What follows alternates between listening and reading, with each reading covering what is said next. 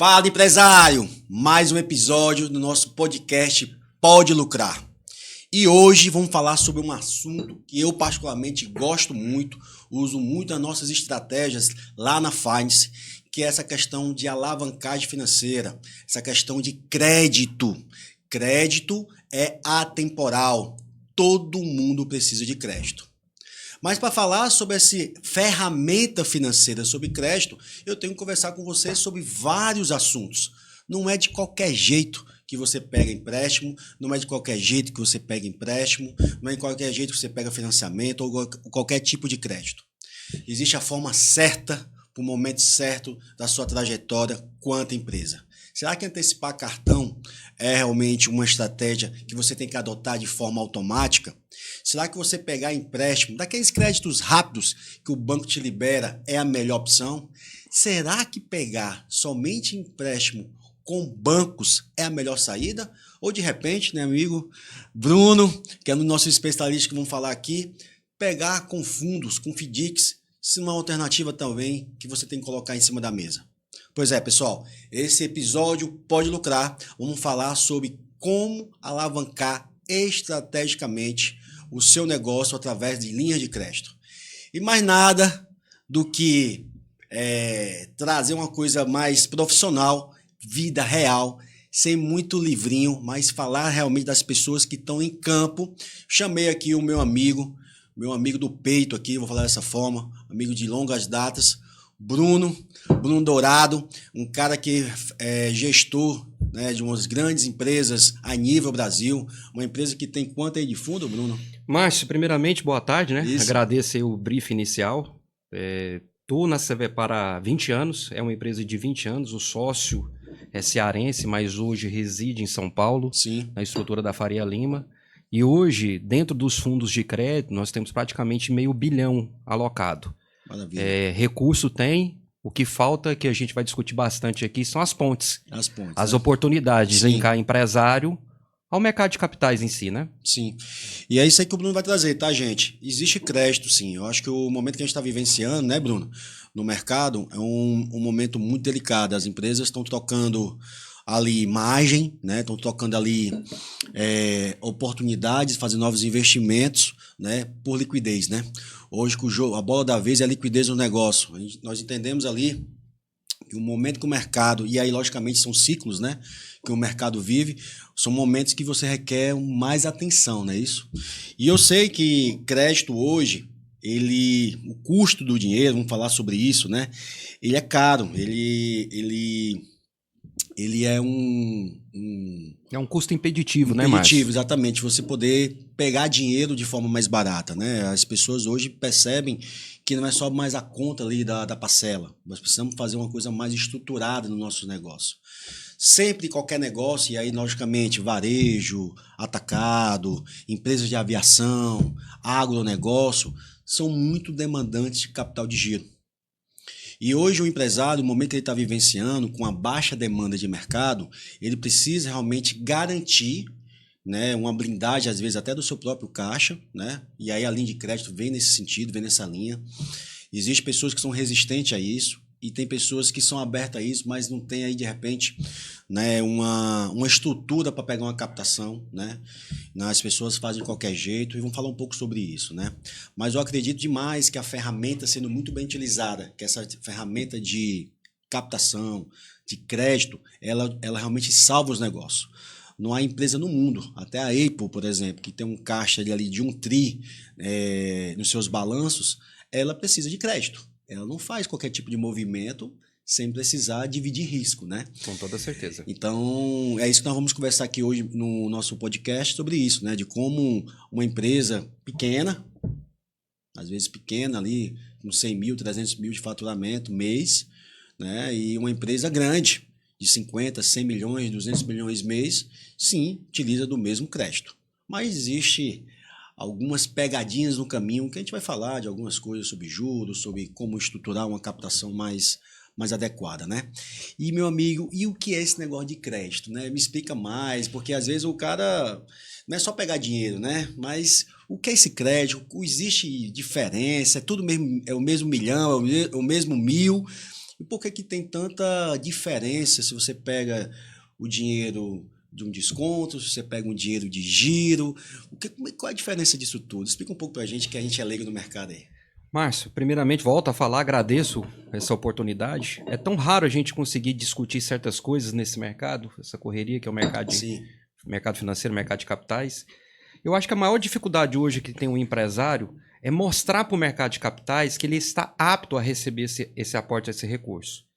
Quando você falou qual é a diferença, na prática nenhum. nenhuma. Hoje nós temos uma consolidação do mercado bancário, nós temos poucos bancos para atuarem no segmento das empresas. Linha de infraestrutura, infelizmente, no Brasil é quase restrito a dinheiro subsidiado, BNDES, Banco do Nordeste, dentre outras linhas, e o empresário fica órfão. Também tem sua parcela de culpa, Sim. porque uma das coisas que a gente discute várias vezes lá na Finance, você sabe disso, Sim. é a informalização do empresário. Ele não procura se reestruturar na parte contábil, na parte financeira, e os players certos nos locais certos. Sim. Ele vai crescendo de uma maneira orgânica e às vezes desordenada, e quando percebe que precisa de ajuda, às vezes ele não faz. Essa é a maior Ele não está dificuldade. nem preparado para receber ajuda, não é isso? Não é Nem isso? preparado, É nem impressionante, preparado. É impressionante. incrível como a gente vai pegar um cadastro, de um exemplo dentro de casa, de cada 40 a gente consegue frutificar 4, 5. É baixo. Muito baixo. É muito baixo. E a gente percebe que vai ficando pelo caminho por falta de documento. Sim. Trato para você um exemplo, claro, de uma empresa que chegou recentemente ao nosso portfólio, que o empresário não tem um balancete de 2024. Nós estamos falando em julho. O primeiro semestre já aconteceu. Às vezes o empresário, sabe, Bruno, que eu percebo muito, né? Esse lance de você pegar empréstimo, você pegar um crédito, na verdade. Não pegar nem empréstimo, não, vai. Vamos falar de crédito. Você pega um crédito. Por ele não ter, digamos, as suas ferramentas financeiras muito bem constituídas, ele não olhar muito para isso, ele olhar que às vezes essa ferramenta, que é um simples balanço, né? Ele acha que o balanço é uma ferramenta desnecessária, porque às vezes está no Simples Nacional, ou é meramente fiscal, que atende apenas o fisco, e para aquele motivo lá ele não precisa ter esse tipo de coisa. Me entrega uma vez por ano, me entrega atrasado, mas entrega, eu não quero levar multa. E aí quando ele vai crescendo, tendo a sua complexidade ali do ponto de vista comercial, aumentar a sua demanda, aumentar a segunda, terceira, quarta loja, esse empresário que é mais profissional, ele começa a perceber que essa ferramenta, além de te apoiar em você pegar créditos melhores, né, com taxas melhores, você ter um score melhor, ele também poderia servir para uma estratégia de finanças dentro do seu negócio, porque você consegue ter uma leitura sobre essa ferramenta de balanço, né? E às vezes o cara acha que por ter um terreno, por ter boleto, por ter estoque, o banco vai olhar para ele e falar assim, não, tem faturamento, né? Tem faturamento, não, tem um faturamento de que X. É totalmente diferente de rentabilidade. Rentabilidade, são coisas diferentes, totalmente diferentes. Você vai para uma indústria qualquer, ele deixa na última linha menos de 10%, 8%, 7%, 6%. Que é um bom resultado. Que é um bom resultado, conhece. isso para quem conhece, isso é verdade. E no varejo, o cara vai deixar ali 10%, 12%, 15% às vezes. Bom, aí nessa linha, ele acha que só o faturamento, ele tem um terreno, ele tem algum tipo de garantia é o suficiente, mas não é. Você, uma vez, a gente fazendo uma estruturação de um cliente nosso, que tem uma indústria, né, um determinado segmento, esse cliente ele tem um terreno ali no valor de 5 milhões, se não me engano, 5, 6 milhões de reais aproximadamente. Mas o faturamento dele é um faturamento abaixo ali de 500 mil, 600 mil, 700 mil. E aí você me falou, poxa, Márcio, a gente empresta, mas quer receber, a gente não é dono de imobiliária. Exatamente. Então não é só a garantia do terreno que vai fazer valer o negócio. Apesar de ter uma garantia, eu preciso entender que é esse olhar do banco, né, do mercado de capitais que você fala. Eu quero emprestar, mas eu quero devolver. Eu quero que me devolva o dinheiro. Monetizado, com juros e tudo mais. E aí o cara não está preparado nem para receber dinheiro. Aí o que ele vai fazer, cara? Vai utilizar o cartão de crédito da pessoa física. Vai abrir a segunda empresa, a terceira empresa. Vai achar que cartão de crédito antecipado é uma estratégia interessante. Que tá ali, tá fácil. Mas aí o cara paga 10 né, 10, 8, 10, 12% de juros e tá tudo certo, porque ele tá pensando apenas no dinheiro. Qual é o negócio, meu amigo Bruno, que deixa 10%, 12% de juros, meu irmão, de margem? Não é ninguém, não existe esse negócio. E por que você faz uma antecipação de cartão que vai te comer 10, 12% de custo financeiro? Então eles não pensam nisso.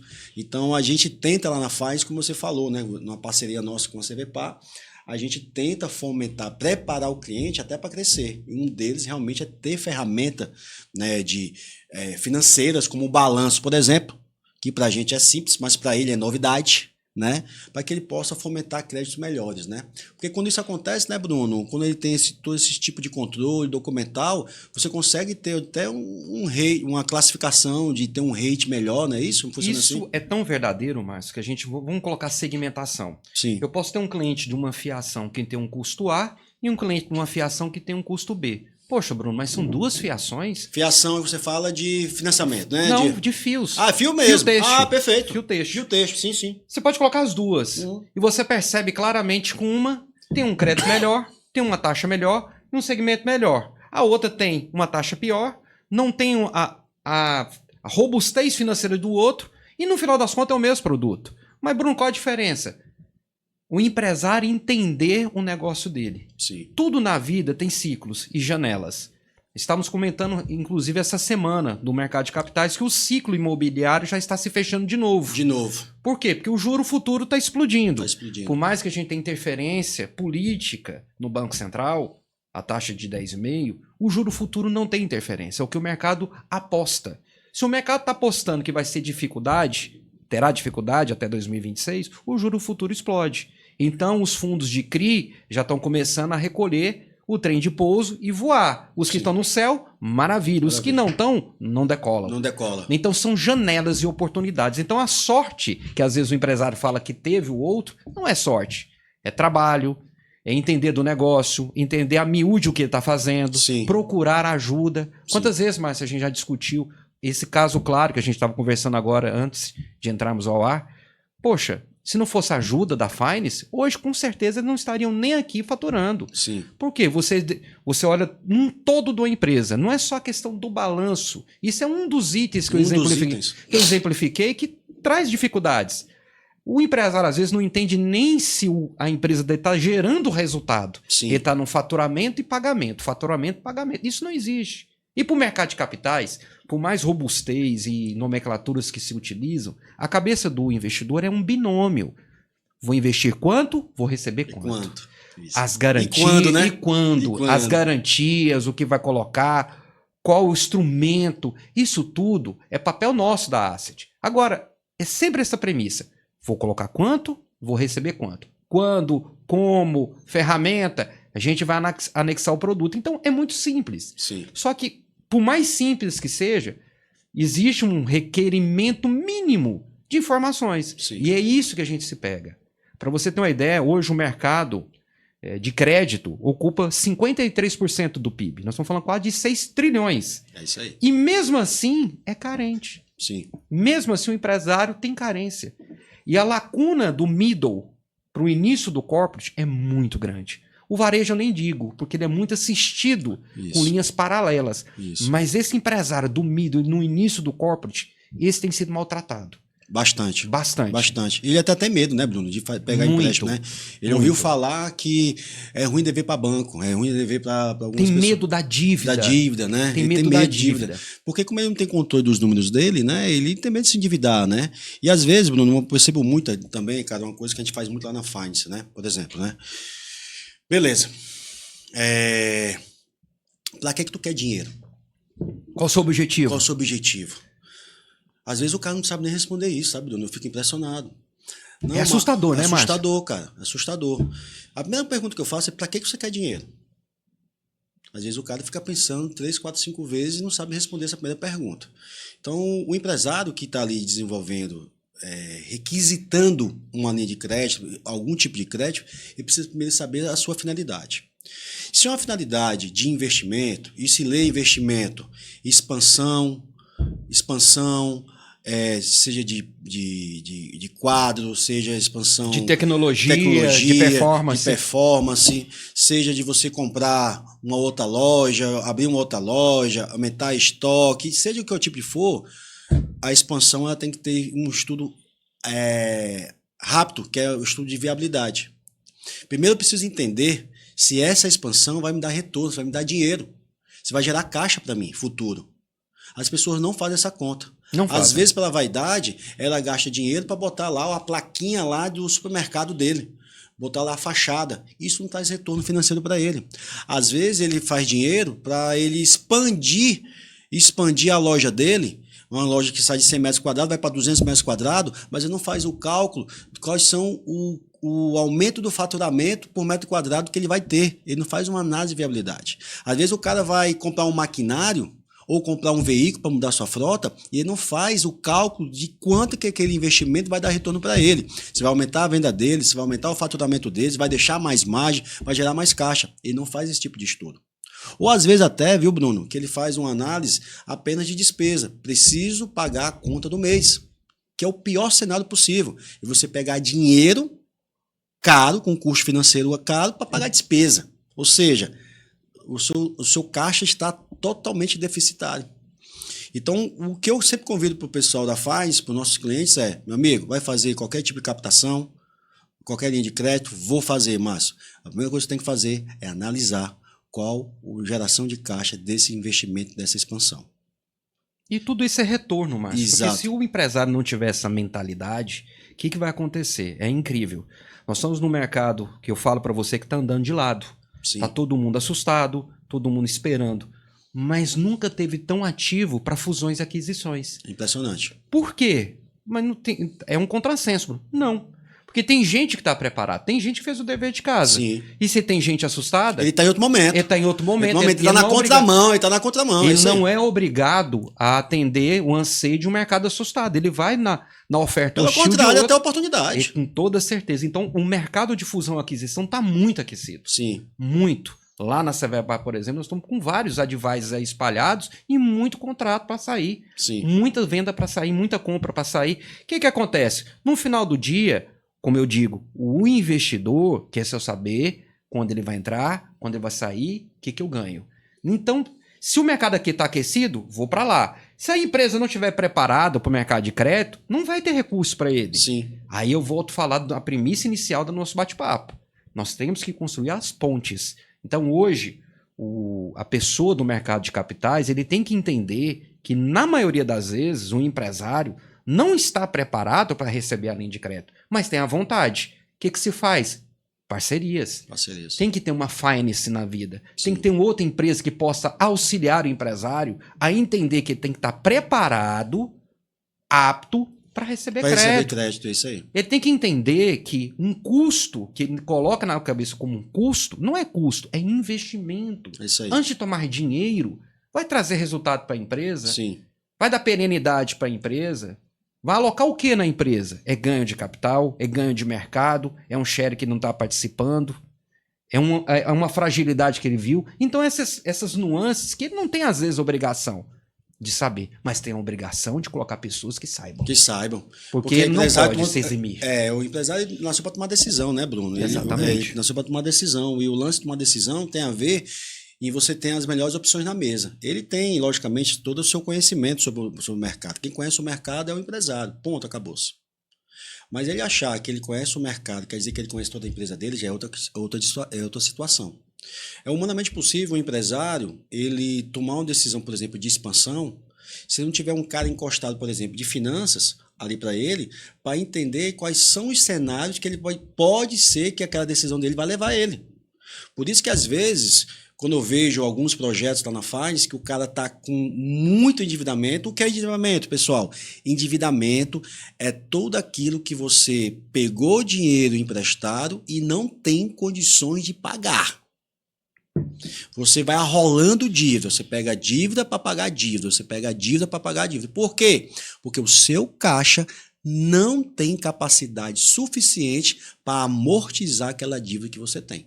E aí a gente tem que fazer uma cirurgia rápida para a gente mudar perfil de dívida, renegociação com os entes, né, bancários que te emprestaram e que estão nessa parceria com você, e entender qual é a melhor possibilidade de uma geração de caixa mais ativa, né, que gere mais caixa, que dê a robustez necessária para amortizar essa dívida.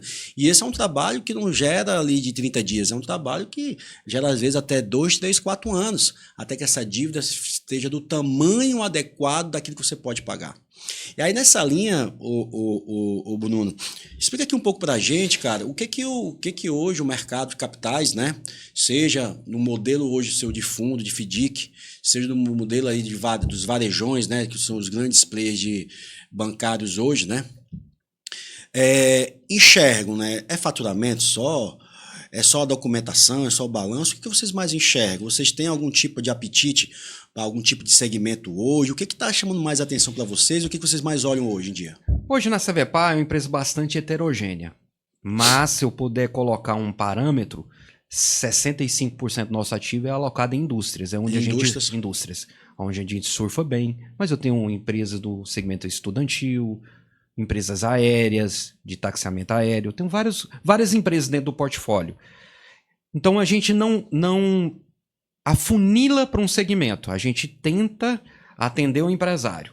Entendi. É o primeiro ponto. Segundo ponto, o que a gente observa do empresário? A gente pega a documentação contábil, a gente entende, mas a gente quer entender do empresário se ele sabe o caminho que ele quer percorrer, Sim. se ele tem uma geração de caixa suficiente que possa receber o crédito. Porque no final do dia, o crédito tem que retornar.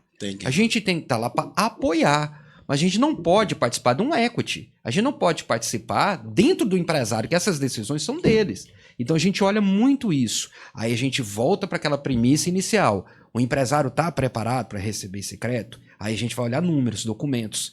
E não se iluda, Márcio. É incrível. É empresa de 200, 300 milhões que tem essa dificuldade. Porque o empresário vai crescendo e preocupando com faturamento, mas ele esquece da rentabilidade. Sim. Aí ele vai colocando áreas particulares, mexe nisso, mexe na produção, ele olha num todo.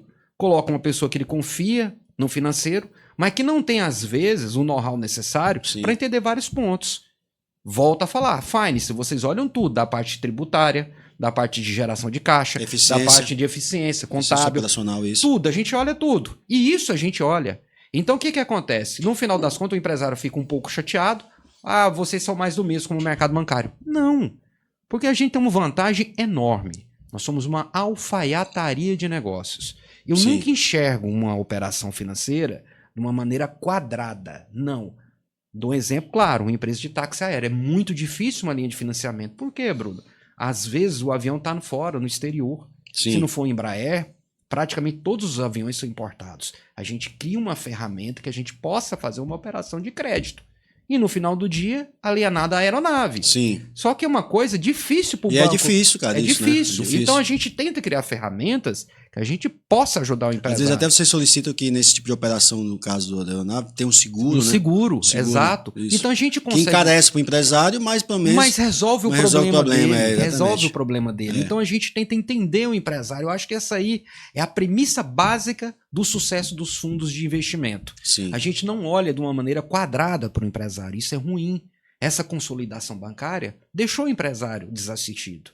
Porque o dinamismo hoje não permite que o empresário pegue um produto pronto do banco e traga para o seu dia a dia. Não funciona dessa forma. Não funciona. Não funciona. Não funciona.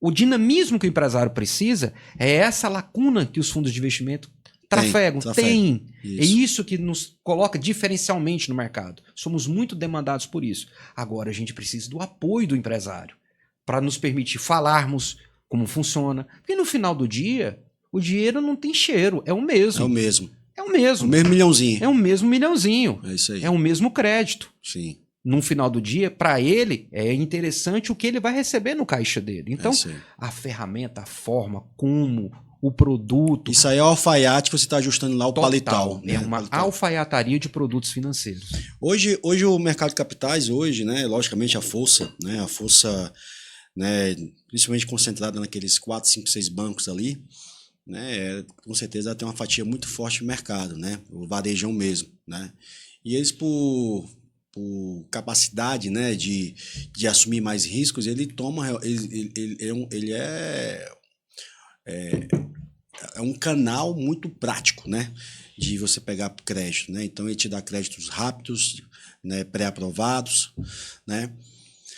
Já vocês do fundo e também até as fintechs hoje, né, que estão começando a ir para esse mundo, né, do crédito, né, que eles começaram muito pelo meio de pagamento, mas agora estão indo mais para essa linha de crédito, estão começando também a entrar nesse mercado. O que diferencia hoje, Bruno, uma FDIC, um fundo hoje, além dessa customização que você acabou de falar para a gente, em termos de custo financeiro mesmo, de uma empresa, de um banco tradicional, ou dessas fintechs hoje que estão aparecendo e começando a morder um pouco desse crédito? Qual a diferença? De verdade mesmo, o custo é menor, a facilidade, a flexibilização é melhor, a rapidez de repente de liberar o crédito é melhor. Como é que funciona um pouco esse dinamismo de vocês? Vamos lá, o banco não seremos levianos de falar que o banco não tem a penetração maciça no mercado. Sim, tem. A capilarização bancária é forte. É fortíssimo. Até para na parte de cobrança. Tanto que a gente utiliza os meios de cobrança dos grandes players bancários. O que eu vejo de grande diferença, colocando cada um no seu pote, Márcio, o banco hoje é muito restrito a ofertar serviços. Sim. O crédito por si só, ele não tem tanta vontade. Por quê? Hoje é mais fácil para ele não mitigar crédito, não colocar o ativo dele disponível para o empresário e é melhor alocar serviços. Então, qual um desses serviços? É o que você falou no meio aqui da nossa conversa. Cartão de crédito. Que para o banco é maravilhoso. Maravilhoso. É maravilhoso. É um produto que ele ganha em todas as pontas. Antigamente a folha de pagamento, exatamente, né? Folha de pagamento. Então, isso tudo é colocado que o banco quer colocar. Sim. Mas ele não quer apoiar o empresário no que ele precisa. Na maioria das vezes. Impressionante, cara. O FDIC entra, os fundos de capitais entram nessa lacuna. E até complementando você, vou deixar você continuar, Bruno, e o que eu acho muita falta de sensibilidade é quando eu começo a entender o negócio, né, que a gente começa a adentrar nos números do cliente, e quando eu vou ver o endividamento dele, a loucura que os bancos fazem, né, para emprestar, disponibilizar crédito para o cliente. Ele empurra seguro, empurra consórcio, empurra conta bancária, empurra conta garantida, empurra taxa de cartão, empurra outros serviços que na cabeça do empresário ele não precisaria disso, mas por uma sede de vender, do gerente bater a meta dele, não sei se eu posso falar isso, né? Por gerente bater das parcerias, né? Das parcerias, que ele fala de parceria, ele não quer saber se ele está ajudando o cliente ou não. Ele só quer saber de vender os produtos do seu portfólio. Eu já tive muitas discussões com essas redes bancárias para defender nosso cliente, devido, por exemplo, o cara pegou R$1 milhão emprestado, né, de uma linha de crédito lá de uma determinada operação, e o cara mandou empurrar R$100 mil de previdência, meu amigo. Previdência. Que é custo, né? Que é custo. Porque o custo dele, ele precisar desse dinheiro, ele vai pagar uma tabela de imposto de renda muito alta. Então, os 100 mil dele lá, no final, você precisar daquele dinheiro para aquele momento agora, porque dinheiro é necessidade, né? É finalidade. Para que você quer esse dinheiro? E quando ele foi sacar, ele percebeu que ele teve que deixar 15% mais taxa de um dinheiro que ele queria receber limpo para fazer a expansão da fábrica dele. Então, eu acho que isso que tem capilaridade, sim, os bancos, é muito forte. É impressionantemente forte, né? Mas a gente precisa entender, e aí quando a gente entra com um cliente desse e assessora ele numa captação mais estruturada, aí os bancos vêm mais devagar, porque eles sabem que chegou com um profissional ali.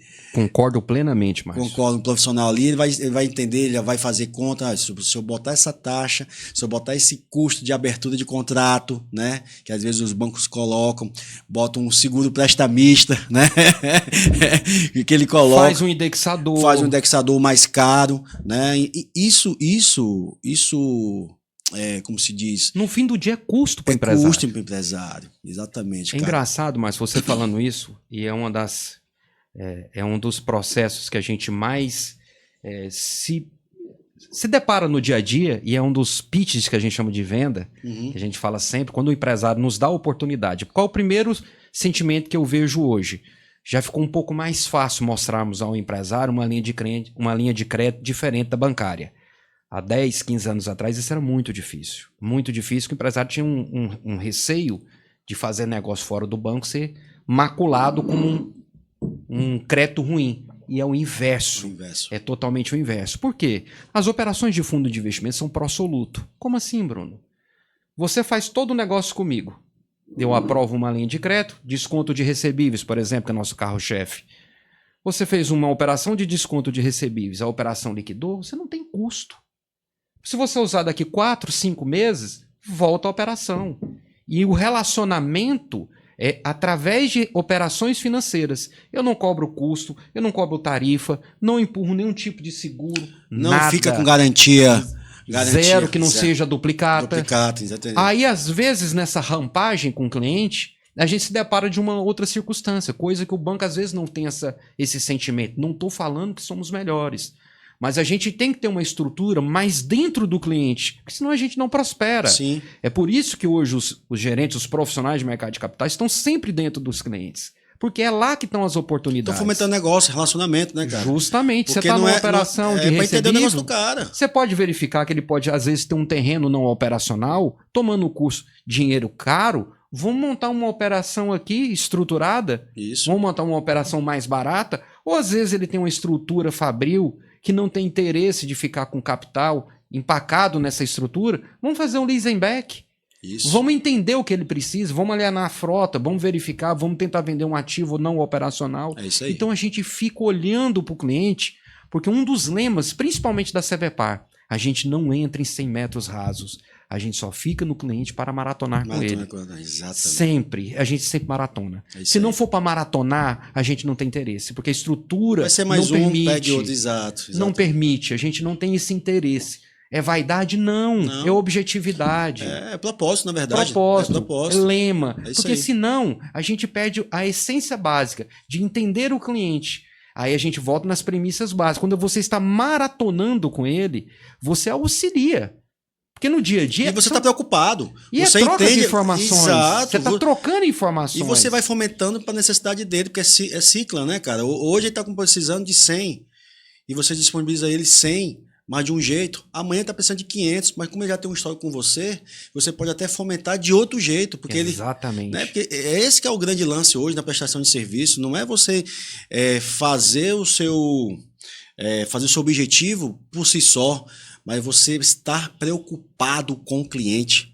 Qualquer prestação de serviço que você faça hoje em dia, você tem que ter um nível de preocupação em relacionamento. Você tem que acreditar no negócio dele.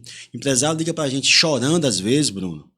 Chorando às vezes, e ele não quer nem que você converse sobre finanças. Ele quer apenas bater um papo contigo para o que ele pode fazer para melhorar o resultado dele, do negócio dele, como é que ele pode passar por aquela dificuldade que ele tem. É você ser legítimo com o empresário. Hoje o empresário, ele, por ser tão sofrido de um jeito, me indigna. Eu fico indignado quando eu vejo um cara de má fé querer dar um bypass num empresário, dar um bypass vendendo o que ele não está precisando, né? Entregando o que ele não está pedindo. Isso é horrível e isso acontece muito nos bancos de varejo. Eu fico muito chateado com isso. Uma estratégia que foi dada para um determinado cliente nosso, que ele pegou toda a reserva financeira dele, sei lá, 4 milhões, 5 milhões, a orientação do banco foi botar tudo em previdência privada, Bruno. Um verdadeiro absurdo, né? Absurdo, cara. Absurdo. E o cara precisando do dinheiro ali pro giro dele. Tirou um capital de giro total do empresário. Tirou. Ele ficou totalmente amarrado. Aí foi o que ele fez? Pega a previdência privada dele, dá como garantia para pagar mais custo aqui para mim, para pegar empréstimo aqui comigo. E no final fica diluindo a garantia, diluindo o dinheiro exatamente. Dele. Uma coisa que eu não gosto muito, e eu gosto muito do produto de vocês de desconto, Bruno, né, é a questão das garantias. Né? O empresário, quando ele pega essa linha de crédito de desconto, ele deixa, se for no varejo, banco de varejo, ele pega, o banco de varejo manda que você abra uma conta garantida, o boleto vai circular para essa conta garantida e a conta gotas ele vai liberando para a conta corrente do cara. Ele não tem a possibilidade de transferência, né? Só que acontece, né, Bruno? Quando você pega ali, por exemplo, 100 mil reais de desconto de boleto, perfeito? Isso. Esse desconto boleto, você vai amortizando. Ele vai se autoliquidando. Ele se autoliquidando, você vai amortizando, vai se autoliquidando. O que o banco tem que fazer? Essa sobra. Liberar. O que o banco faz? Aumenta a garantia. Aumenta a garantia, segura mais. Mas lembre-se, Márcio, é aquele que a gente começou. O banco tem um relacionamento intrínseco com o empresário. Ele amarra-o de todas as maneiras. Sim. Por isso que eu falo que os mercados de capitais, principalmente de fundo de investimento, só crescem. Por quê? Porque são operações, volta a falar, pró-solutos. Eu vou fazer uma operação, essa mesma operação de 100 mil de recebíveis, Márcio. Eu pego o boleto, eu faço a cobrança.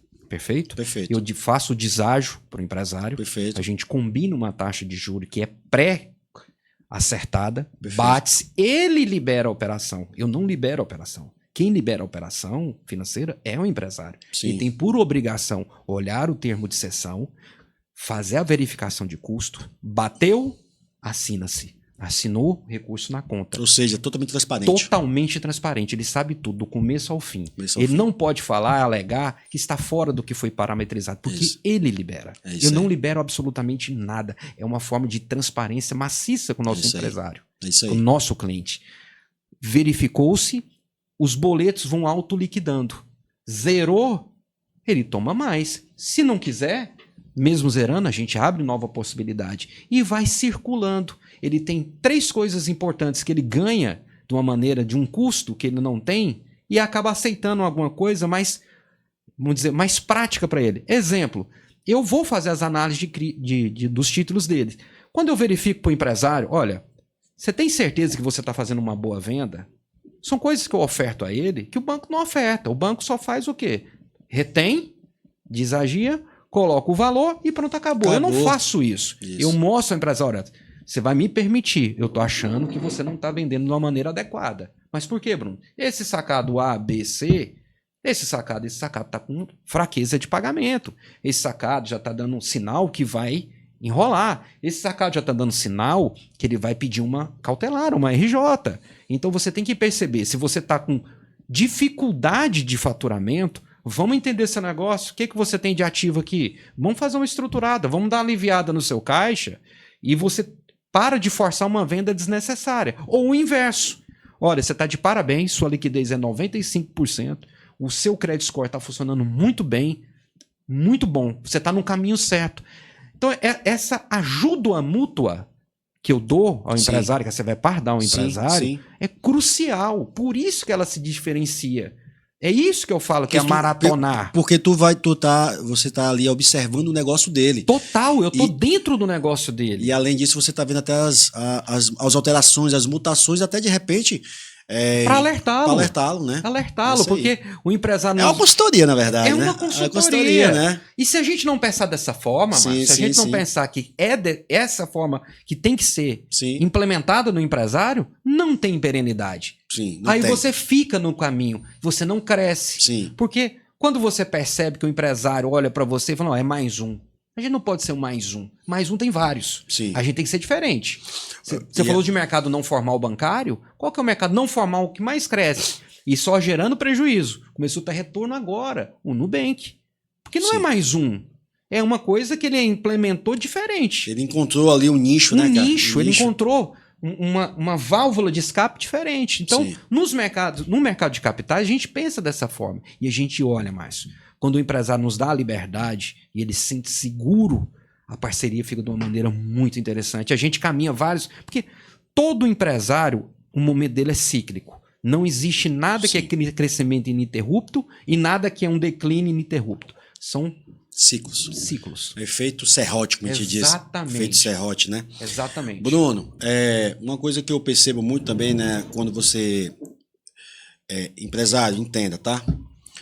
O banco, ele quer te emprestar, mas mais vontade de te emprestar, ele quer receber. E ele quer receber no última parcela conforme ele combinou. Sabendo disso, Bruno, já me deparei com algumas situações que um banco fez um empréstimo para o empresário. Aquele empréstimo, ele amortizou ali até a metade, digamos assim, fez até a metade. Então, se ele emprestou em 36 meses, ele pagou 18 parcelas. E ele conseguiu gerar um determinado sobra de giro para antecipar a amortização.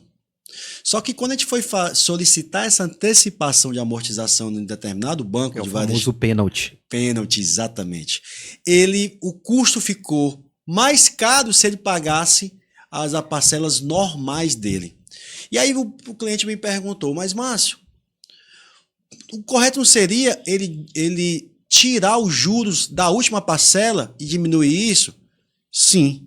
Só que ele não quer que esse dinheiro volte para o caixa dele antes, porque ele vai ter um custo para oferecer de novo para o mercado. Ele vai ter que achar uma outra pessoa para pegar o mesmo milhão que você pegou. Então ele vai dificultar que você antecipe isso, que nós chamamos de pênalti.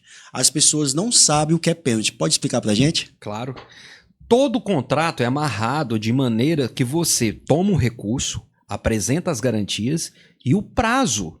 Se você colocou bem ponderado, fica até difícil responder que você próprio respondendo a pergunta, Sim. mas se um banco vai lhe oferecer ou qualquer instituição financeira for lhe oferecer algo e você pedir 48, 36 meses, a gente tem que entender que o dinheiro saiu do caixa, a gente fez uma estruturação que o custo nesses 36 ou 48 meses está alocado nas parcelas e que a gente não tem interesse que esse dinheiro retorne antes. O mercado de capital. Mercado de capitais. Okay. Quem está emprestando. Né? Exatamente. O dono do dinheiro. O dono do dinheiro. Ele não tem interesse, porque senão vai ficar uma coisa muito desorganizada para ele, porque ele tem um efeito também, toda pessoa, todo mercado de capital, todo investidor também tem o seu fluxo de caixa, Sim, o claro. fluxo de entrada e saída. E isso é quase uma regra, é bíblico, Sim. digamos assim.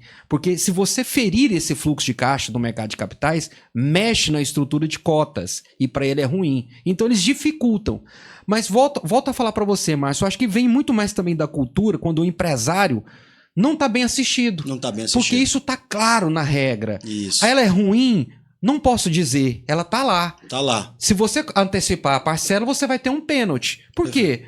Porque senão você vai ter uma variação de cotas para o investidor que ele não quer. Aí você tem a regra clara. Ah, o mercado mudou, ficou interessante. Aí que vem a vantagem do mercado de capitais. Vamos mudar a estrutura da garantia? Vamos mudar a operação? Vamos fazer diferente? Vamos pegar esse valor que você quer pagar, vamos fazer uma aplicação aqui, numa cota subordinada? Você Perfeito. pega isso aqui, você vai ter uma rentabilidade e a gente faz um encontro. Alfaiataria de negócios. Os termos, né, Bruno? Você que é um cara do mercado, para ti esses termos eles são bem da prática do dia a dia. Por isso que é importante a gente abrir aqui para o empresário que esses termos não são para dificultar. Não é isso. Esses termos que você utiliza são termos para que existe mais possibilidades do que simplesmente antecipar cartão. Exatamente. Existe mais possibilidades do que você antecipar um boleto. Meu amigo empresário, existe uma infinidade de possibilidades de você pegar dinheiro certo para a coisa certa. Você ficar na mesma batida de você abrir uma loja com antecipação de cartão ou utilizando conta garantida, não é legal. Você pegar algum tipo de empréstimo para você pagar a despesa, não é legal. Você precisa entender que existe o dinheiro certo para a coisa certa. Mas para isso, você precisa entender qual é o mix de possibilidades que é o mais adequado para o seu negócio. Não é você que tem que ir atrás se adequar ao que o banco está te oferecendo. Pelo contrário, é nesse novo modelo de atendimento, é nesse novo modelo de preocupação que você precisa ter, de relacionamento. Você precisa ter um parceiro com você que adeque a sua necessidade ao que você precisa. Então, o mesmo milhão aqui é diferente do mesmo milhão lá. Então, você precisa fazer esse tipo de adequação.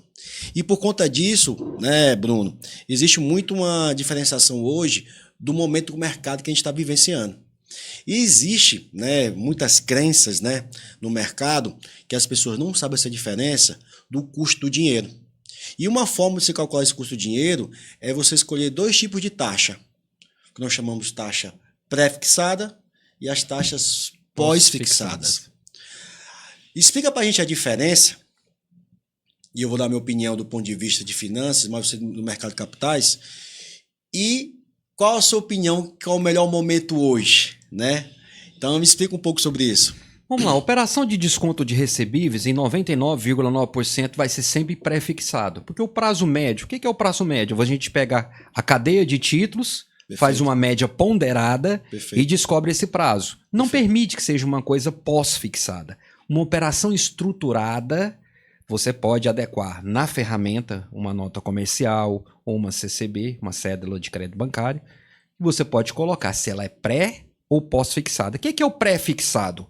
O juro já é discutido na saída. Na saída. Não tem surpresa. Não tem surpresa. A taxa final é 1,5? É 1,5. Ah, mas a taxa do juro da Selic aumentou para 22%. 22%, não interessa. Importa. Ela já está pré-fixada. É isso aí. O empresário sabe o quanto ele vai pagar do começo, meio e fim, até o final da rodada, até o final da liquidação. Pós-fixado, não. Você vai colocar uma taxa que vai variar. Você vai colocar um indexador.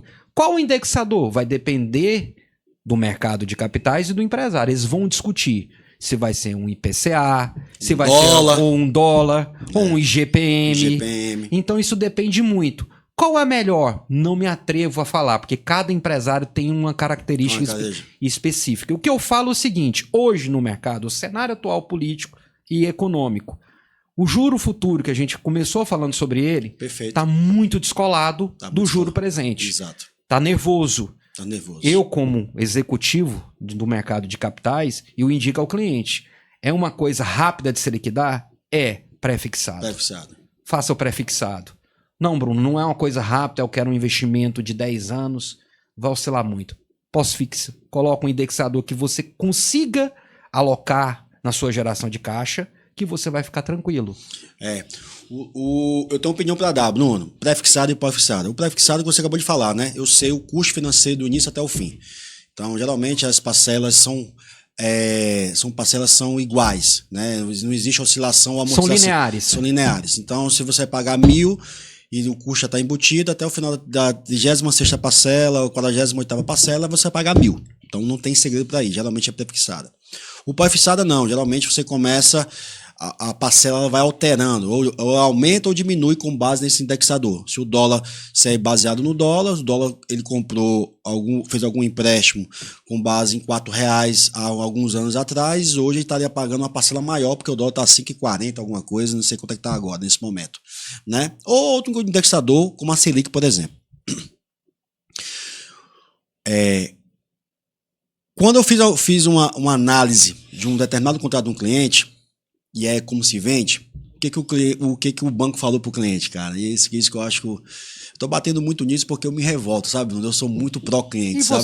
Você é uma pessoa que tá lá dentro do dia a dia. Exato. Você tá no que a gente chama no mercado, você tá no fígado do cliente, onde dói mais. Onde vem todas as coisas, que é o financeiro. Que é o financeiro. Aí nessa linha, Brunão, o que aconteceu, tá? Esse banco chegou pro cliente e falou assim, ó, eu tenho aqui uma linha de 1%, esse 1 milhão a 1%, mas eu consegui para você, com a taxa pós-fixada, de 0,7%. Meu Deus. Aí foi que o cliente falou, não, eu quero 0,7%, pós-fixada. O cara não entende o que é isso, cara. O cliente não sabe qual a diferença de pré para pós.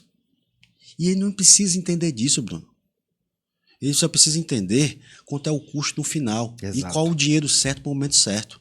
Quando eu fui analisar a situação dele, eu disse, não, meu amigo, esse indexador que ele está colocando aqui, vamos imaginar, era Selic, sei lá, nem me lembro mais, né? Era CDI. Meu Deus. Era CDI. CDI é um indexador muito próximo da Selic. E o projeto dele é de longo prazo, de 48. Só que eu precisava de dinheiro para agora. Então eu falei assim, cara, o teu negócio gera, por isso que a gente precisa entender primeiro o investimento dele. O teu investimento gera ali em torno de 10%. Esse 1% que você vai pagar aqui no pré, se paga em 2 anos tranquilamente. Para que tu vai assumir um risco de 0,7 mais indexador, filho, que pode chegar a 1,10, a 1,5, a 2%? Como assim, mas que ele falou para mim é 0,7? É 0,7 mais indexador, filho. É isso mesmo. E aí você está atrelado a uma CDI, que o custo do dinheiro né, baseado nesse momento que nós estamos no Brasil, não vale a pena. É um risco desnecessário. Você vai começar pagando baixo realmente, mas rapidamente, talvez daqui a 6 a 1 ano ou 2 anos, como é um empréstimo de longo prazo, você pode estar aí pagando 2%, 3%. Para quê assumir esse risco? E é um risco que o empresário não precisa dele. Não precisa. Se o fluxo de caixa dele não permitir que ele receba o empréstimo, não o faça. Sim. Isso é uma premissa básica, mas é difícil. Às vezes o que falta ao empresário, mas eu concordo plenamente com você. Só precisa na parcela. Exato. Não pode ser dessa forma. O empresário tem que entender que o crescimento dele tem que crescer áreas. Sim. Tem que ter uma governança. Ele tem que ter ferramentas que ele possa... Isso dá competitividade, viu? Exatamente. Isso dá competitividade. Dá. Aí a gente volta àquele pilar que a gente começou. Ele está preparado para receber as oportunidades. Sim. Eu não gosto da palavra sorte, Márcio. Sorte para mim é preparo. É isso aí. Sorte para mim é trabalho. É isso aí. Sorte para mim é quem acorda e entende do negócio dele todos os dias. Todos os dias está visualizando o negócio dele. Isso é sorte. Sim. Não existe sorte no mercado, existe Sim. preparo. Então, Eu sempre falo assim, viu, Bruno? Desculpa, perdão. Eu sempre falo assim, a sorte me encontrou trabalhando. E a mais pura verdade. A sorte me encontrou trabalhando. É isso, cara. É isso aí. É a mais pura verdade. Bruno, existe alguma vantagem tributária em você contratar um FDIC, um fundo igual a você? A vantagem é enorme. Assim, vamos lá. Na prática, o custo final para o cliente fica interessante, porque fundo de investimento não tem tributo. Eu não cobro IOF. Não cobra? Não temos tributos. Verdade. É o que a gente chama de taxa pro soluto também. É uma taxa flat. Se eu falo para o cliente que é 1,5, tirando tarifas, que é um DOC, nem se utiliza mais uma TED, ou tarifa de boleto que a gente pré-ajusta com o cliente, o restante é só taxa. Eu não tenho nenhum tipo de custo embutido da operação, de tarifa, de imposto, etc e tal, operação de desconto. Poxa, Bruno, mas uma CCB tem IOF. Sim, ela tem IOF, mas não é uma operação de desconto. É uma operação estruturada, que a gente tem que carregar uma cédula de crédito bancário dentro do fundo de investimento. Mas só que, por via de regra geral, os FDICs, eles não têm nenhum tipo de custo tributário embutido. Zero. Isso facilita, né, um custo de juros menor do que em comparação, talvez, a um varejo, talvez. Exato. Isso. Aí não vamos naquele dilema que você, no meio da nossa conversa, falou sobre custo, taxa. Às vezes o cliente tem num banco uma taxa de 1,3 e eu vou me deparar, eu peço a gentileza, se ele nos der a oportunidade, eu olho a operação. Eu falo, sua taxa não é essa. Você tem aqui IOF. Você pode perceber que sua taxa não está derivando outra coisa. Essa taxa é de face. É de face. É de contratual, mas o custo efetivo é diferente. É diferente, a taxa flat é outra. Então, a gente vai olhando. Olha, você está percebendo que essa conta aqui, você paga R$500 por mês? Você está percebendo aqui que você tem que ter uma reserva de duplicata de 20%? Então, se você opera 100, você não está operando 100, está operando 120. E esse 120, ele não tem um rebate financeiro para você. E a gente vai colocando na ponta da caneta as pegadinhas. Uhum. Por isso que o mercado de FDIC cresce tanto, Márcio. Nós estamos falando de 300 bi alocados hoje. É mesmo. É muito grande, é muito expressivo. Isso representa quanto o mercado de necessidade de giro? É tão pouco ainda. Tão pouco, né, tão cara? pouco. Nós estamos falando que o empresário toma quase 6 tri. Então a gente tem muito ainda a percorrer, muita oportunidade. Mas tem crescido. Tem crescido. Tem crescido, porque o empresário tem aberto essa cabeça, ele tem colocado dentro do seu portfólio a oportunidade de falarmos. Sim, Uma conversa dessa que a gente está tendo, maravilhosa nesse podcast, a gente tem que entender que a gente falou de várias coisas, mas no final das contas, quem manda em tudo é o empresário. Sim. Se ele não der a oportunidade do Márcio falar, do Bruno falar, nada vale. Sim. Porque ele tem que entender que cresceu, maravilha. Ele rompeu fronteiras, maravilha. Ele é empreendedor, maravilha. Ele é visionário, maravilha. Mas ele tem equipe. Ele está preparado para isso? Porque isso acontece, mas essa conta chega. Sim. Muito mais do que a gente imagina. E hoje, eu falo que a deteriorização financeira das empresas tem muito mais por uma apatia de setores. Sim. Porque o mercado existe para todo mundo. É o que eu falei. Por que alguns crescem e outros não? Por que uma fiação cresce e outra não? Por quê? Porque uma indústria de insumo cresce e outra não? Não é sorte. Não tem lógica. Não é sorte. Dou um exemplo claro. O mercado de varejo, que é um mercado que está bastante machucado, oriundo da RJ das lojas americanas. Todos estão mal? Não, tem players que estão muito bem. Muito bem, obrigado. por sinal. Por quê? Vou dar o exemplo aí da Matheus, por exemplo, tá Exatamente. crescendo Era pra o que eu ia caramba. falar. Por quê? O Matheus descobriu o que ele quer. Ele quer ser a maior de varejo no Brasil. Ponto. Ele não quer ponto de vendas. Ele não quer estrutura própria. O que ele faz? Ele faz contratos longos com proprietários de terreno, cria-se o BTS, Perfeito. que é uma operação extremamente interessante. Perfeito. Que a pessoa Todo dona mundo do ganha. terreno, todo mundo ganha. Vai no mercado de capitais, a gente levanta o recurso para ele no D0, Sim. monta a estrutura, ancora o contrato do Matheus e todo mundo sai ganhando. Matheus, proprietário do terreno, mercado de capitais. O Matheus descobriu algo e botou para implementar que o mercado não estava enxergando. Sim. Porque crescer com loja física própria é caro. É caro. E é um modelo hoje falido, né?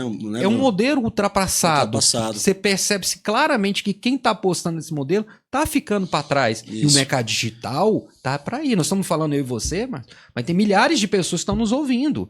Talvez aqui no Brasil, talvez até fora. Sim. Então a globalização chegou para como um todo. E a gente tem que entender isso. O empresário tem a obrigação.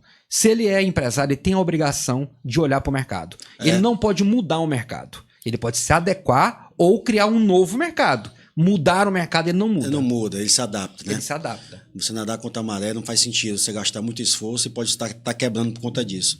O modelo de varejo na minha cabeça hoje no Brasil é um modelo que precisa ser mudado e repensado. E o Matheus acertou, como você falou.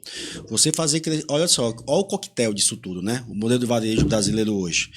Crescimento com loja física própria, margens super achatadas, uma discussão fiscal interestadual gigantesca, né, de muitos riscos tributários e contingenciais e necessidade de alavancagem em estoque. Muito grande. Então, margem, capital de giro envolvido, custo tributário envolvido e crescimento de uma linha de investimento que ele não consegue bancar.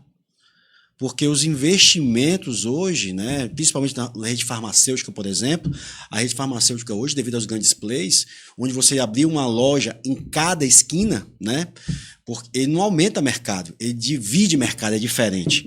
Então, por exemplo, uma loja dessa que você abre hoje, farmacêutica, e eu acompanhando os balanços, ela deixa uma margem de 3% da última linha, de 3% a rede farmacêutica.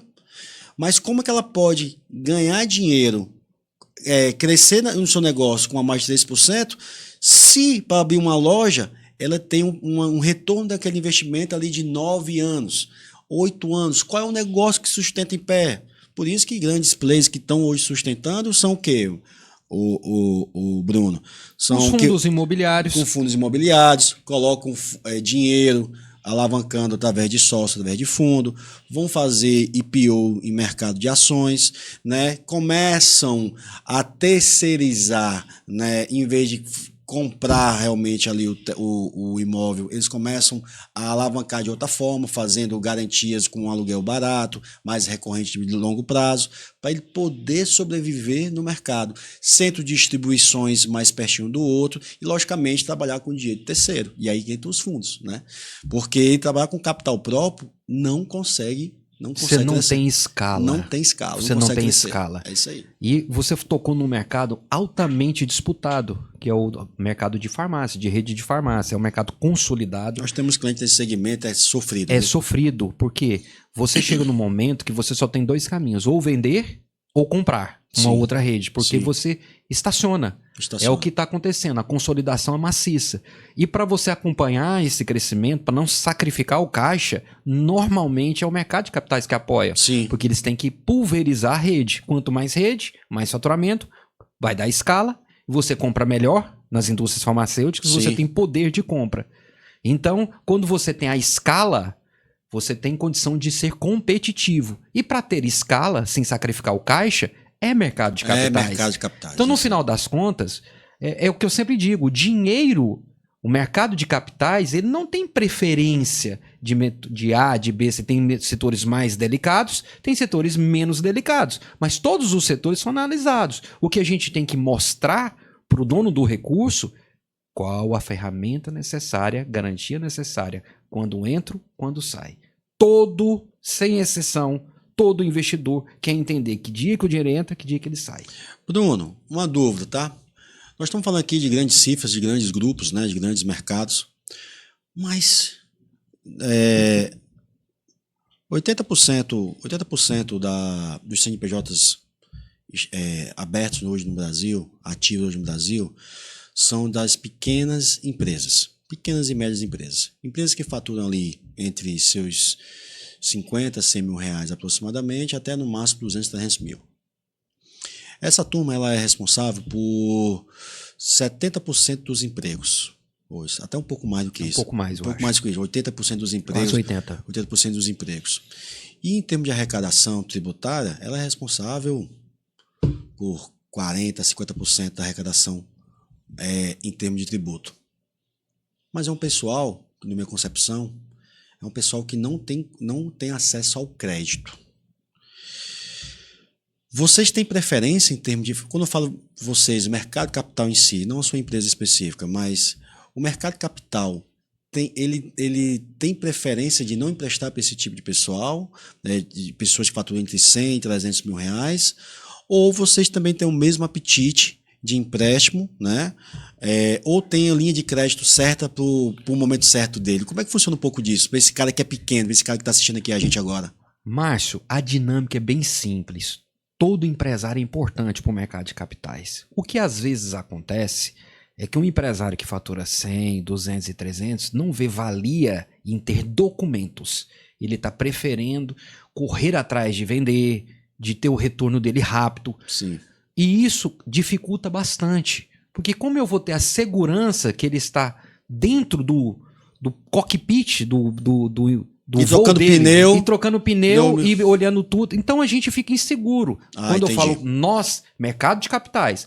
Mas isso não é uma premissa rígida. E padrão, né? Não. Exemplo, tem empresa que fatura, eu tenho no meu portfólio uma empresa que fatura 500 mil reais. É o target da empresa? Não, não é. A gente trabalha com target acima de 2 milhões mês. Mas ela é tão estruturada, ela está tão preparada. Tão bonitinha, né? Ela está tão organizada que não tem como não tê-la. É simples, a gente Sim. enxerga no empresário que ele sabe para onde ele vai. E é engraçado isso, né, cara? É muito diferente. É Eu sempre brinco que todo empresário tem que ter na cabeceira um livro, Alice do País das Maravilhas. Porque é incrível, Por quê, simples. Se você não sabe o caminho que você vai, a estrada, qualquer estrada serve. Sim. Você não pode jamais implementar e empreender sem saber para onde você vai chegar. Com certeza. Você sabe, você é um dos sócios da Finance. Você sabe o que a Finance é hoje, Sim. o que ela pretende e qual caminho você vai perseguir. Sim. Se o empresário que fatura 1 bilhão não tiver isso, eu não quero esse empresário no portfólio, porque eu não vou. Boa. Eu não vou fazer uma rampagem com ele. Eu não vou maratonar. Eu não sei para onde ele quer ir. Boa. Então, o faturamento, às vezes, não é um impeditivo, mas acaba sendo, porque a pessoa que fatura nesse ínter do varejo, ele é muito informal. E a informalidade para o mercado de capitais fica difícil. E até o tempo de fundação, né, Bruno? Por exemplo, né, o pessoal fala que empresa boa é que tem CNPJ antigo, né? Não é isso. Não. Nada a ver. Tem nada a ver. Não é o tempo de fundação que vai fazer uma empresa ser boa ou não, mas o nível de maturidade financeira dela. Justamente. Existe empresa de 15 anos que ela tem a maturidade financeira de uma empresa de 1 ano. E tem empresas de 5 anos que tem a maturidade financeira de uma empresa de 20 anos. Por quê? Porque ela entendeu que esse pilar financeiro torna ela competitiva. Com toda certeza. Essa análise é muito nítida em vários projetos que a gente participa lá pela Finance. Porque existem projetos que têm apenas 3, 4, 5 anos que eles estão decolando do ponto de vista de resultado. Porque ele entendeu que o jogo do faturamento não é o único jogo que tem que ser jogado. É um deles, né? É um deles. Vender é bom, lógico que vender é bom. Não, é crucial. É crucial. É crucial. Mas teve margem? Mas teve retorno? Teve retorno, tem lucro, gerou caixa. Tá endividado ou não. A venda é boa, é sadia, o sacado é bom, o nicho tá pagador. É isso. Tem um cliente nosso, para ter ideia, Bruno, que ele começou há 5 anos atrás, 6 anos atrás, ele tinha uma loja faturando 500 mil reais por mês. 6 anos, 7 anos depois, ele tinha já 8 lojas faturando 8 milhões de reais mês. Que crescimento. Lindo, né, esse crescimento?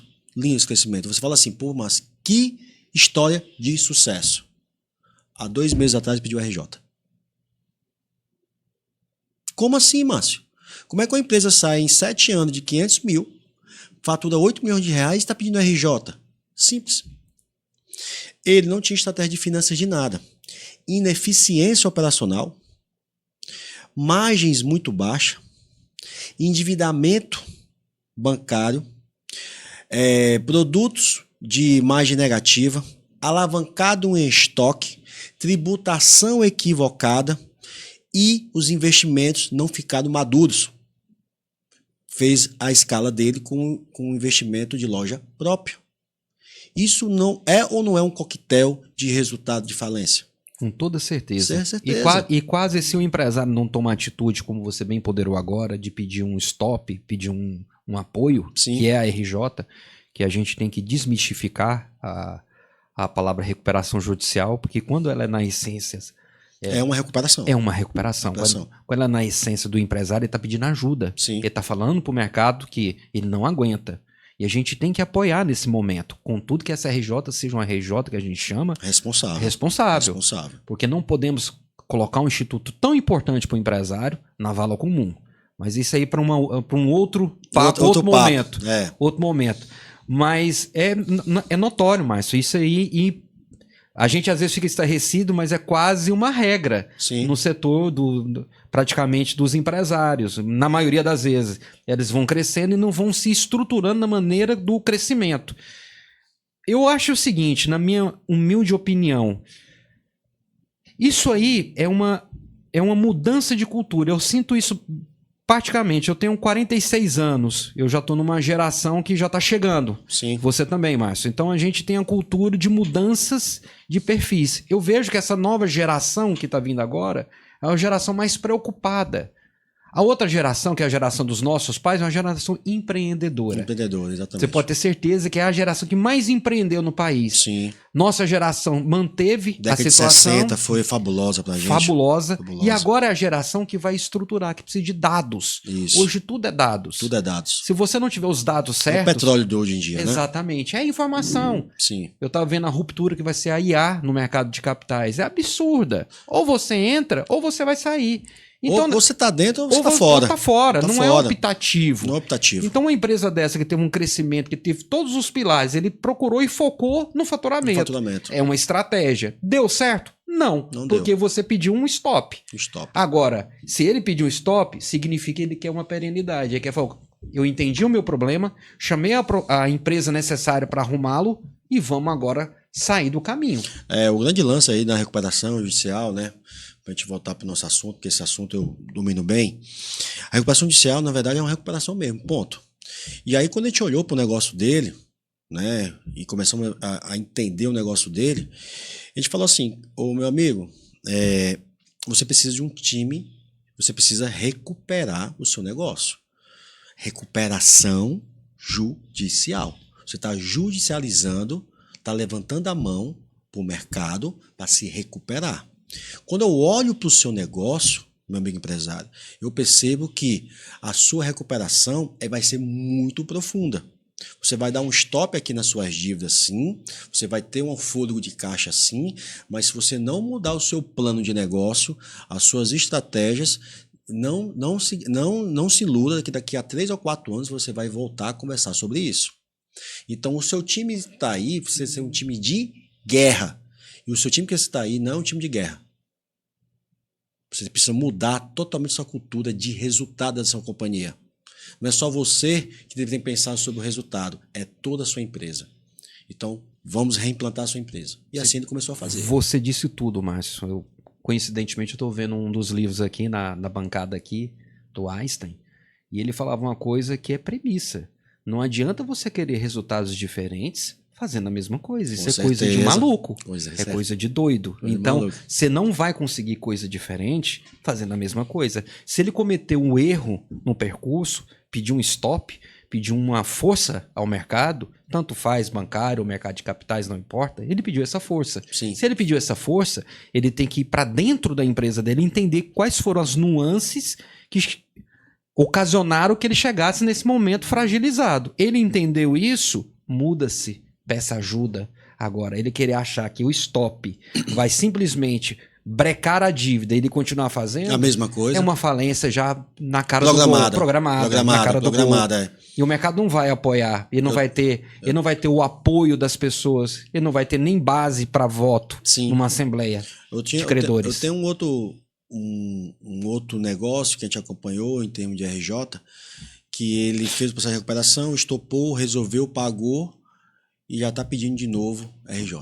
É isso mesmo, acontece muito mais. Acontece isso, né, cara? Eu já me deparei nesses anos de vida de mercado, empresas que já pediram 4, 5 RJs. Se acostumou, viciou. Viciou. Vocês fazem algum tipo de restrição para esse tipo de modelo de negócio? Não, a gente tem que entender. Aí volta a falar. CVPAR, maratona. Tá. CVPAR não corre 100 metros rasos. Por quê? Eu tenho que entender do empresário qual foi o motivo, o que ocasionou, o que está acontecendo com a empresa. Vamos entender. Foi um momento de mercado. Vou dar um exemplo claro para você. A indústria de cerâmica, de porcelanato no Brasil, ficou muito ruim. Muito ruim, né? Muito ruim, porque o mercado que alavanca os setores... uma linha de investimento, né? Grande. É o mercado imobiliário que agora está começando a recuperar novamente. Sim. Então, ficou muito fragilizado. Se estocaram bastante. É um mercado que se estoca... É característico do negócio, por necessidade, não tem como. O investimento é pesado. Pesadíssimo. E é um investimento ininterrupto. Porque quanto mais você vai precisar ir ao mercado, você tem que ter eficiência. E eficiência é tecnologia. Sim. E tecnologia gasta, é investimento. Então você fica no seu ciclo financeiro muito descasado. Então tiveram várias que pediram RJ. Mas a maioria delas estão sendo apoiadas pelo mercado de capitais. Por quê? Porque é uma coisa séria. A gente sabe que isso é cíclico. A gente vai entrar no momento do empresário e apoiar. Agora, a gente não pode apoiar uma RJ, que a gente sente claramente que o único intuito dela é fragilizar as garantias, é fragilizar o recebimento. Não, a gente não apoia isso. Não apoia, né? Não apoia. Eu acho que nem a gente, eu não falo quando falo a gente, é o mercado num todo. E isso tem melhorado bastante, Márcio. Porque o empresário, da mesma maneira que precisa do apoio, ele tem que entender que as pessoas que estão apoiando tem que ter também um retorno deles. Sim, claro. Porque no final das contas, todo mundo está dentro do projeto. Sim. O mercado de capitais, o empresário, os empregados. Sim. O mercado num todo. Então todo mundo está dentro de um ciclo. Há um trabalho social por fora. Total. De uma certa forma, né, cara? De uma certa forma, o mercado de capitais ali, apesar de ter uma participação menor ali em um determinado grupo, concentrado mais em outro, mas o mercado de capital tem um trabalho muito forte social. Muito. Porém, o que eu fico ali um pouco ainda reticente é como você ajuda socialmente esse pessoal. Porque é bonito falar dessa forma, mas quando você vai na prática e você vê como que esse dinheiro chega para o empresário, o custo desse dinheiro chega para o empresário, aí que eu acho absurdo. Nós vivemos num país hoje que requer muito conhecimento, né? Muito conhecimento para você tomar determinadas decisões. Porque as variáveis que estão na mesa, elas mudam constantemente. Vou dar um exemplo. Nós tivemos ali uma novela, ainda está essa novela no ar, devido ao nosso, sem falar de política, né? Mas nosso ministro atual da Fazenda, sobre a desoneração da folha. Sim. E muita empresa nossa que nós estamos apoiando, que é incentivado, ele fez os seus orçamentos, fez os seus planejamentos contando com esse tipo de benefício. As suas expansões, né, os seus endividamentos que eles pegaram. E nessa novela de liberar e não liberar, muita empresa, principalmente as transportadoras, que têm suas margens achatadas, estão passando por dificuldades, reduzindo rota, reduzindo investimento e tendo uma capacidade menor de fazer a sua mudança de frota ali para alcançar novas expansões. E é um mercado que ele tem que se reinventar todos os dias. Todos os dias. Assume muito risco. Muito risco. O investimento ele é ininterrupto. Ininterrupto, exatamente. Ele não pode parar. Aí nesse tipo de situação, Bruno, o que você acha ali do momento hoje que o país está vivendo, desse ponto de vista político, né? Do ponto de vista hoje empresarial que o Brasil está vivendo, né? Fique rico em apenas um mês, né? Muitas informações, mas informações de gente até que não é empresária, que está incentivando o empresário, porque a vida real é diferente, né? A vida real é diferente. Como é que você vê tudo isso, né? Como é que você vê essa analogia aí desse custo, desse momento político? O que isso influencia nos negócios aí? Sendo bem transparente, o Brasil, desde que foi descoberto, né, digamos assim, é um país hostil para o empresário. A verdade é essa. Nunca foi fácil. É impressionante isso. É impressionante. Então, não tem melhoria. Tem momentos bons, momentos ruins e momentos muito ruins. Politicamente e economicamente falando, isso tem que ser de mãos dadas. A política e a economia ela tem que estar de mãos dadas. Porque no intuito, por mais que você tenha suas visões de direita ou de esquerda, não importa. Não importa nesse momento. O momento. Importante para a ponta é que esteja uma maneira economicamente saudável. Sim. Que as regras sejam claras e obedecidas. Né? A insegurança jurídica é um dos maiores pilares da taxa de juro do Brasil. Sim. A insegurança jurídica ela é responsável por esses juros futuros ruins. Sim. A gente tem hoje um mercado ativo, com muita gente querendo investir, mas insegura. Se o empresário está inseguro, às vezes de tomar um empréstimo, uma linha de dívida, ou tentando uma mudança dentro da empresa, a gente tem que entender que o dono do dinheiro também está inseguro em colocar o dele ali, se vai ter um retorno ou não.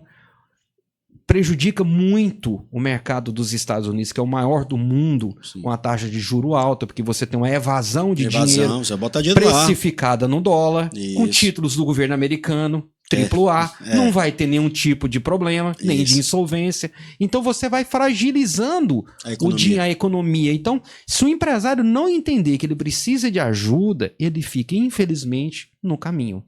A gente está fazendo muita orientação lá na Finance, e até eu vi a tua opinião disso. Quando a gente fechou os planejamentos dos clientes para 2024, a gente sinalizou nos nossos cenários que é um cenário de garantir liquidez. Se você tem algum momento de fazer investimento, segure. Se você tem um momento de expandir, não faça. Se você tem um momento de contratar, crescer quadro, também não. Momento de fazer, reserva, caixa. E se fizer investimento, é em cima de uma oportunidade, mas não com capital próprio, com capital terceiro. Não mexa em suas reservas. E muitos configurou isso esse ano, sabe? Muitos empresários que estão acompanhados pela gente, que nos ouviu, eles estão nadando de braçada, porque na virada desse jogo, você falou que o mercado é ciclo, e né? Ele vai estar capitalizado e vai pegar as melhores oportunidades. Aquele empresário que não ouviu as recomendações nossas, hoje está pegando dinheiro para pagar dívida. Por quê? Porque ele fez os investimentos no momento, na janela errada. Esses investimentos demoram, porque é uma criança, os investimentos demoram a dar retorno, e ele apostou talvez numa demanda que não está acontecendo. Né? Venda que não está acontecendo, está estocado, os preços todos aumentando. Nesse tipo de cenário que você vê hoje, é melhor hoje você ter lucro ou você ter caixa? O ideal seria os dois, lógico. O ideal seria os dois, né? Mas no cenário hoje que você está enxergando, que você acompanha também muitas empresas a nível Brasil, o que o pessoal está fazendo? O pessoal está segurando? O pessoal está fazendo mais caixa? O que você está enxergando aí afora? Pelo que eu vejo, Márcio, um empresário mais organizado está preferindo o caixa. Está, inclusive, sacrificando margem para ter o caixa controlado. Por quê? Porque ele está tendo mudanças hostis de taxa de juros, a gente sabe que não está muito precificado, a gente vinha numa viés de queda de Selic, não está acontecendo mais. Não tá. O Copom decidiu manter. E tem rumores... Nem sobe nem baixa, exatamente, né? Eu acho que está influenciado também, né? Exato. E tem rumores que não se sabe se vai cair, se vai permanecer ou até aumentar. Sim. Então é melhor, minha visão, aí é a opinião pessoal minha, caixa. É melhor você ter o caixa ali na sua mão, administrado, sacrifica um pouco a margem, segure. Agora, isso é uma visão minha, Bruno Dourado. Sim. Tem empresas que estão fazendo o contrário, estão indo e tendo um ganho de mercado. Não deixa de ser uma aposta. Sim, claro. A gente vai descobrir isso no futuro. Esse é o momento dela, né? De repente, exatamente. A gente tem que entender que é a essência do empresário. Sim. É ser visionário. Sim. Tem gente que está enxergando muito além do que a gente está enxergando. Então, tudo na vida vai depender de onde você quer penetrar, marcar e se pontuar. Agora, uma coisa é fato. Independente de caixa ou independente de margem, ele tem que estar com a empresa dele na mão. Na mão. É Ele isso tem aí. que estar organizado. Com os dados, né, cara? Tudo. Essa cultura de resultado implantada, Tudo. né? Não é palavrão, ele tem que ter um BI, ele tem que ter as ferramentas. Isso. Ele tem que ter as ferramentas. Porque se você não tiver as ferramentas, você não toma uma decisão objetiva. Sim. É simples assim. Você tem que tomar uma decisão objetiva. Se na nossa vida pessoal é assim, por que vai ser diferente na vida empresarial? Você tem que olhar se o mercado está favorável. Vou investir no mercado de PP, que é polipropileno. Não, o mercado está ruim, está tendo queda. Não, mas eu vou investir. Mas por que você está verificando que o mercado não verificou? Não, eu vou apostar. A palavra é aposta. Pode dar certo? Pode. Pode dar errado? Pode. Agora é uma aposta. Você não está vindo através de dados. Ah, não, eu estou verificando que o mercado está se consolidando, eu estou verificando que os players estão cansados, estou verificando que a sucessão desse mercado está ruim, os empresários não querem. Então eu acho que é um ganho de mercado que eu vou ter, que vão ficar fragilizados e eu vou saindo adquirindo essas empresas. É uma estratégia baseada em dados e objetiva. Mas aí precisa justamente de informações. É, isso que eu ia falar. Agora precisa consolidar tudo isso, né, cara? Tudo. Então essa consolidação é você projetar caixa, projetar resultado, a fazer pelo menos 2 ou 3 cenários, um conservador, um moderado, um otimista, para que você possa realmente tomar a melhor decisão. Quanto você quer se expor. Quer se expor, qual o risco que você quer assumir ou não. E se não der certo, como é que seria o plano B? Então, precisa juntar esse otimismo, precisa juntar esse espírito empreendedor com dados, com informação financeira. Porque sem informação financeira hoje em dia, as empresas são convidadas a sair do mercado. Não é isso, Bruno? Com toda certeza, Márcio. Bruno, uma última dúvida é curiosidade minha. É curiosidade minha. Quando eu pego um empréstimo num fundo desse, seu, um FDIC desse, isso aparece no meu endividamento do Bacen ou não? Não. Não aparece? Por quê? Vamos lá, não. Nós não somos controlados pelo Banco Central. Nós somos controlados pela CVE. Comissão de Valores Mobiliários. Então, é muito criterioso, mas não aparece no seu CIS-Bacen. É um dos charmes da operação. Porque para uma operação, vamos lá, o empresário tem que dividir muito bem as caixinhas da empresa. Volto a falar bem no início do nosso bate-papo. Eu não sou leviano de disputar uma linha com o BNDES. Claro. É subsidiado. Um claro. FNE do Banco Nordeste é subsidiado. Claro. Um FGI. E a gente não parte por essa premissa. E o empresário tem que estar preparado para elas, que elas são cruciais. Sim. Vai crescer em infraestrutura, tem que ser subsidiado. Apesar de que esse dinheiro, depois que fica pronto, aí depois é o momento que ele chega, né? Exatamente. E a gente você faz a fábrica depois que o dinheiro chega, né? É muito isso. O empresário não quer esperar. E engraçado, Márcio, isso, a gente entra muito nesse período, que são as operações pontes. Sim. Que a gente vê que o empresário tem tudo pronto, tudo organizado, tem garantia. Tira foto com o prefeito, tira foto com todo mundo. A gente vai apoiando. Apoiando, né? Eu tô com um caso claro, por exemplo, falando de mercado imobiliário. O empresário já tem uma SPE desenvolvida, já começou a venda, porque a aderência é maciça no local. Lógico. Só que... Loteamento? Não, prédio. Prédio mesmo, residencial. Residencial. E o que acontece? Ele já está vendendo bastante, mas precisa de recurso. Sim. A gente vai fazer o quê? Apoiá-lo com uma operação estruturada, mas já estamos mandatados para um CRI. Então, CRI no jargão, uma cédula de registro imobiliário. Pronto. Então, já estamos preparados para isso, mas é um empresário que ouve as opiniões. Não estou dizendo que isso é mandatório, mas digo, se você não entende, pergunte, levante a mão. Então ele já está preparado para esse crescimento. E isso acontece com muita frequência. E tem frequência negativa, de empresário que vai crescendo, vai se estruturando, pegando linhas inadequadas, e quando você olha, ele culpa todos, menos a ele mesmo. A gente tem que colocar as caixinhas corretas nos locais corretos. Perfeito. Eu acho que isso é de muita valia. E sem pedir ajuda, Márcio. Né, cara? Eu acho que ninguém sabe tudo. A pessoa que chega no universo e diz que sabe tudo, ele descobriu que não sabe nada. Não sabe nada, é verdade. Eu acho que quanto mais você sabe, mais humilde você fica, né? Exatamente. É verdade. Eu gosto muito de um ditado, que boas cabeças juntas pensam diferente. Adoro esse ditado e é verdade. Com gente inteligente a gente cresce. Brunão, já estamos aqui mais de 1 hora no nosso podcast. Eu, por mim, eu ficava contigo aqui até a tarde toda, pedindo mais café, pedindo mais alguma coisa. Mas, cara, o que você deixaria aí de não sei se eu posso falar dessa forma, né? Mas o que você falava, o que você poderia dizer para o empresário, esse empresário que está nos assistindo, né? Ou esse profissional de finanças que está nos assistindo aqui, às vezes dá muito também e quer consumir esse tipo de informação. Hoje, para o mercado, o que você sugeriria para ele nesse momento de fomentar mais os seus negócios, de procurar por mais ajuda, como procurar vocês também? Como é que me explica, dá a tua última opinião aqui para a gente. Vamos lá, eu peço muito que o empresário possa ouvir, converse, que ele entenda que tudo é uma questão de ajuda, tudo é uma questão de somar ao portfólio.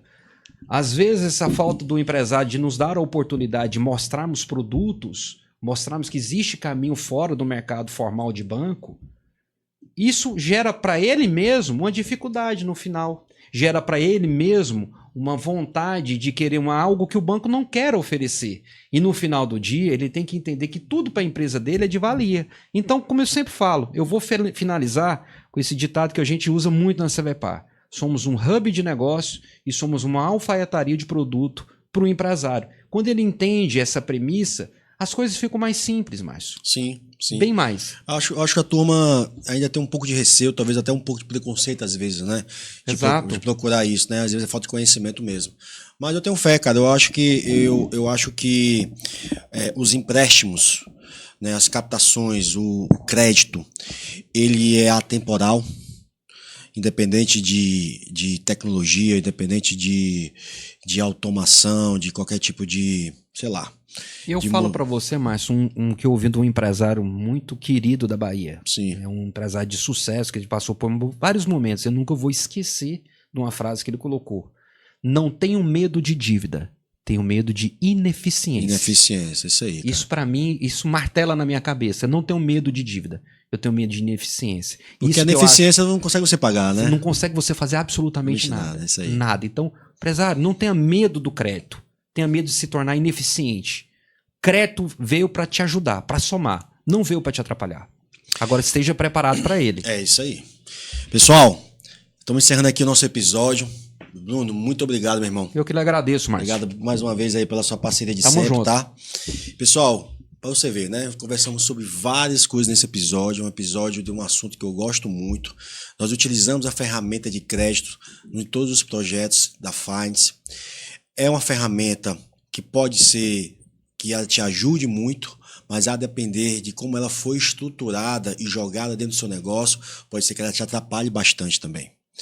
É uma ferramenta que você deve utilizar com muita inteligência e é complexa ao ponto de você atrapalhar o seu negócio se você não estiver realmente muito bem assessorado. A gente da Finance desenvolve essa ferramenta constantemente e essa ferramenta vem ajudando e salvando os negócios. O crédito, ele é necessário para fomentar o seu negócio, sim. O crédito mal feito, não, ele atrapalha. E esse é um momento que a gente gosta muito de compartilhar com vocês, o conhecimento. Então, espero que vocês tenham gostado desse nosso encontro. Vamos trazer mais podcasts como esse. Vamos falar, nosso próximo podcast, nosso próximo episódio, vamos falar também sobre parte de crédito, mas utilizando a ferramenta de consórcio. Consórcio também é uma ferramenta super interessante que, a depender da sua necessidade, ela é muito benéfica para o teu negócio. Ele realmente salva o negócio. Gente, brigadaço. Para quem não me conhece, meu nome é Márcio Barroso, sou um dos sócios da Finance e a gente é isso. A Finance, ela vem realmente para mudar os negócios, sendo uma inteligência financeira para você, empresário, mudar o seu jogo. Ter mais lucro e ter mais caixa. Vem ser Finance.